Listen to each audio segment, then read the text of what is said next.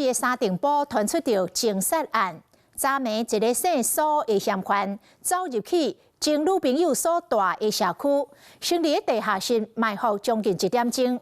等到伊的前女朋友甲女朋友的姐姐倒来了后，嫌犯情绪激动，深夜家私攻击着姐姐，然后甲妹妹劫持到上尾楼。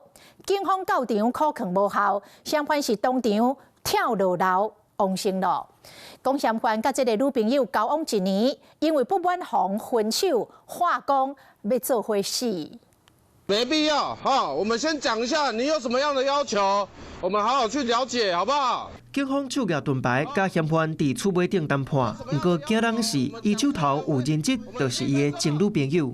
没必要要，不要这样了。查某囡仔一直叫，听起来是足惊人的，因为嫌犯手举家私，甲伊的颔棍撩受伤。我们会后退，我们已经后退了。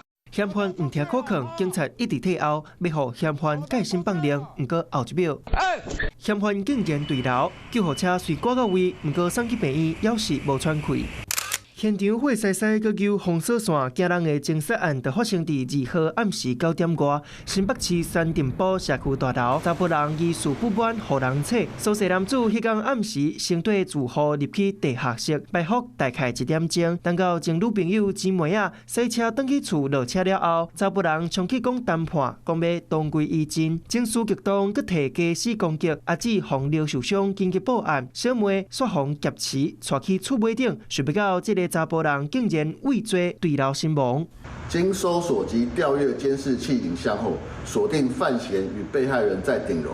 过程中，范闲情绪激动，经劝阻无效，自行坠楼。前女朋友阿姊防攻击，赶紧冲去派出所报案，因为小妹还搁伫咧危险当中。虽望小妹平安救出来，颔棍搁有受伤，不过除了外伤，亲目睭看到前男朋友坠楼，恐惊内心的创伤搁较严重。